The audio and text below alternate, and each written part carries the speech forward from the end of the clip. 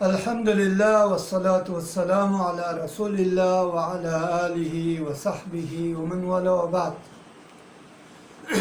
آج انشاءاللہ ہماری موضوع ہے فضیلت لیلۃ القدر، لیلۃ القدر کے فضائل اور ان کے خصائل کے متعلق اور لیلۃ القدر کے بعض احکامات کے متعلق۔ اور حدیث ہے ابو ہریرہ رضی اللہ تعالیٰ عنہ رسول اللہ صلی اللہ علیہ وسلم سے نقل کیا، رسول اللہ صلی اللہ علیہ وسلم نے فرمایا من یقم لیلۃ القدر ایمانا و احتسابا غفر له ما تقدم من ذنبہ،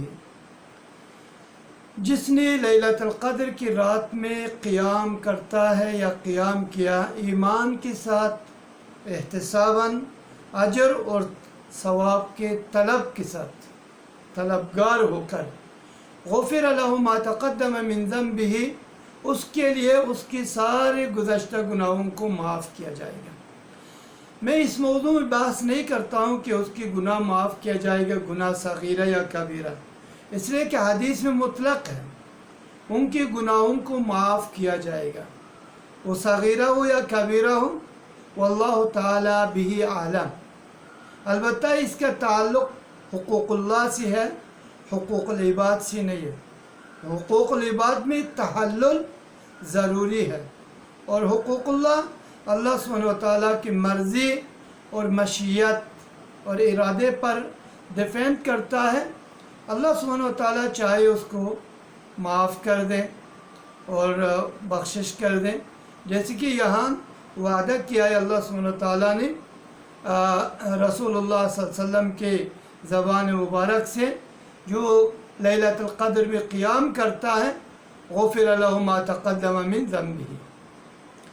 اس حدیث کو امام بخاری رحمہ اللہ اپنے صحیح میں حدیث نمبر 35 اور امام مسلم رحمہ اللہ نے اپنے صحیح مسلم میں حدیث 760 نمبر، اور یہ حدیث در حقیقت متفق علیہ ہے۔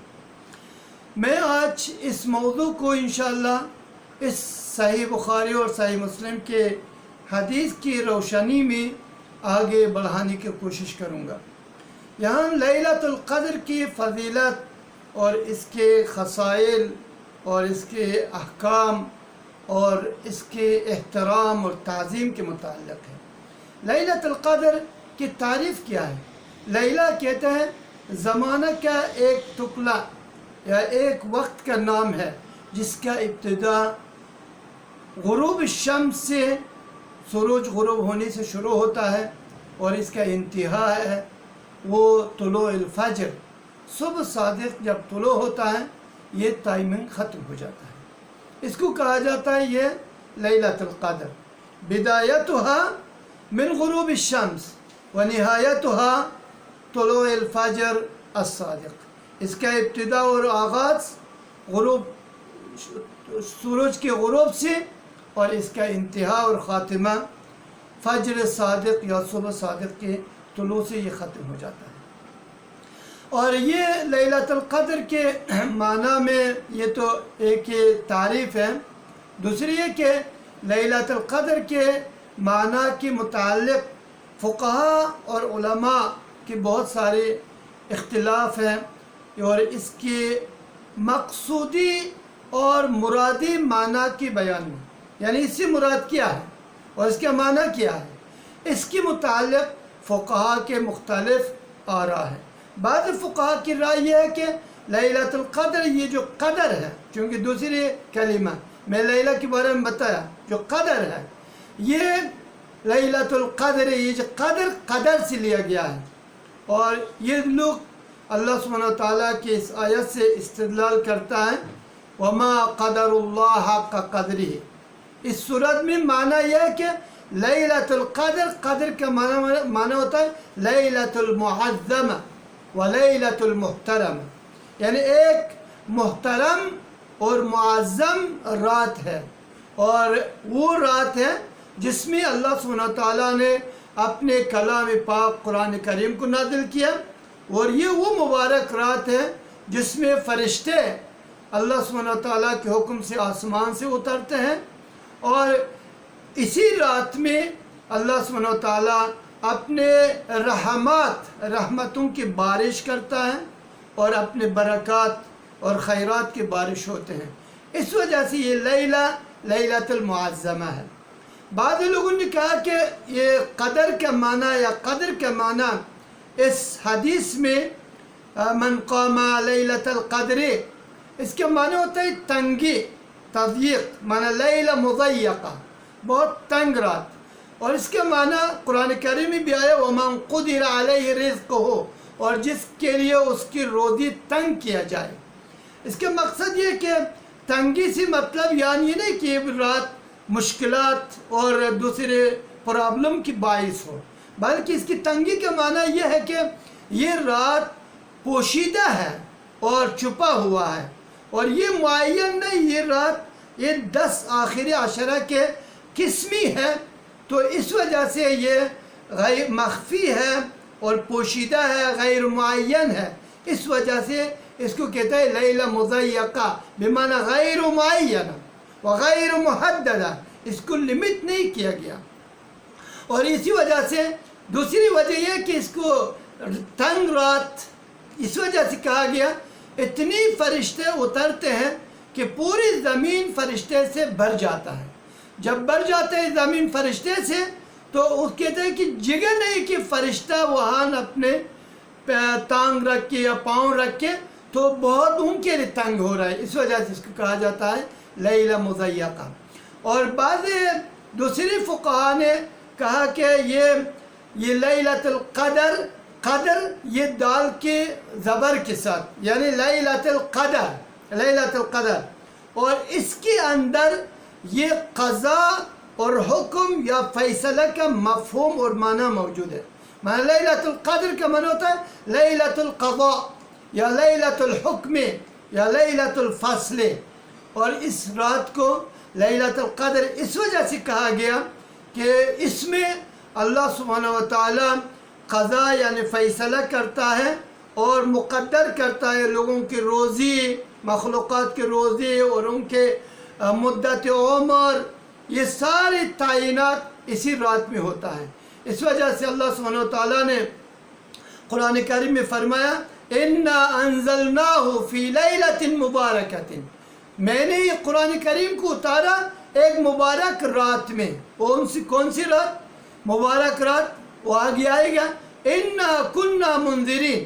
اور وہ مبارک رات جس میں قرآن کریم کو اللہ سبحانہ و تعالیٰ نے اتارا اور ڈرانے کے لیے فیہا یفرق کل امر حکیم امرا من عندنا انا کنا مرسلین. اور اسی رات میں اللہ سبحانہ و تعالیٰ تقدیر سنوی، تقدیر شہری اور تقدیر الاسبوعی اور تقدیر الیومی، یہ ساری جو مقدرات، ایک سال کے تقدیر، ایک مہینہ کی تقدیر اور ایک رات، ایک ہفتے کی تقدیر اور ایک رات اور دن کی تقدیر اسی رات میں لکھا جاتا ہے. اور اسی وجہ سے اس کو کہا کہ لیلۃ القدر، اس میں نے کہا کہ قضاء اور فیصلے کے مفہوم اس کے اندر موجود ہے. اس وجہ سے اس کو لیلۃ القدر کہا، جس میں فیصلہ کیا جائے روزی کس کو کتنا ملنا ہے، کون زمین میں کتنی زندگی گزرنا ہے، اس کی عمر کتنی ہے، یہ ساری اسی رات میں لیلۃ المبارکہ میں اس کو مکمل کیا جائے گا. اور یہی رات کو اللہ سبحانہ و تعالیٰ نے بیان کیا اس کی صفات، کہا کہ لیلۃ مبارکہ، یہ مبارک رات ہے. کیوں؟ اس لیے کہ اس میں کثرت الخیر ہے اور کثرت البرکہ ہے اور کثرت الفضیلہ ہے، اور یہ لیلۃ القدر ہے اور یہ لیلہ معظمہ ہے اور یہ اعظم و اشرف، یہ سب سے یعنی عظیم ترین اور سب سے کا اجر اور کثرت اجر کے ساتھ یہ اس کی مقام اور منزلت بہت بلند ہے. اس وجہ سے اس کو لیلۃ القدر کہا جاتا ہے. اور دوسری یہ کہ اس میں قرآن کریم کو اللہ سبحانہ و تعالیٰ نے اتارا، کہا کہ انا انزلناہ فی لیلۃ القدر، یقیناً میں نے اتارا قرآن کریم کو لیلۃ القدر کی رات میں. کون سا رات؟ وما ادراک ما لیلۃ القدر، لیلۃ القدر کیا ہے، اس کا کیا مقام ہے، کیا منزلت؟ اللہ سبحانہ وتعالیٰ نے فرمایا لیلۃ القدر خیر من الف شہر، لیلۃ القدر کی رات کے عبادت 1000 مہینہ کی عبادت سے بہتر ہے۔ اور اللہ سبحانہ وتعالیٰ نے دوسری آیت میں فرمایا اِنَّا أَنزَلْنَاهُ فِي لَيْلَةٍ مُبَارَكَةٍ، جیسے کہ سورۃ دخان آیت نمبر 3 میں، اور اسی کی تفسیر سورۃ القدر میں لیلہ مبارکہ کیا ہے؟ یہ لیلۃ القدر ہی ہے۔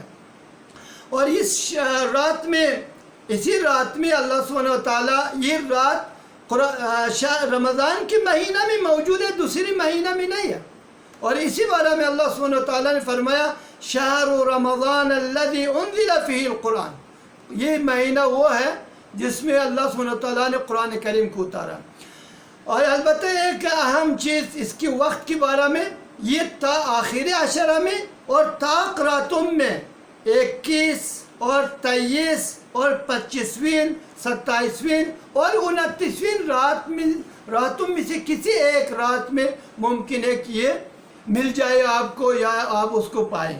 بہرحال ان راتوں میں تلاش کیا جائے۔ اللہ سبحانہ وتعالیٰ سے توفیق کا دعا ہے، وہ دعا کرتا ہوں اللہ سبحانہ وتعالیٰ ہمیں بھی توفیق اور ہدایت دے دے، اس رات کے عبادت میں ہمیں کامیاب بنائے اور ہم بھی اس رات میں عبادت کر سکیں اور ان راتوں تک ہمیں زندہ پہنچائے۔ وصلی اللہ تعالیٰ علی محمد وعلی آلہ وصحبہ اجمعین۔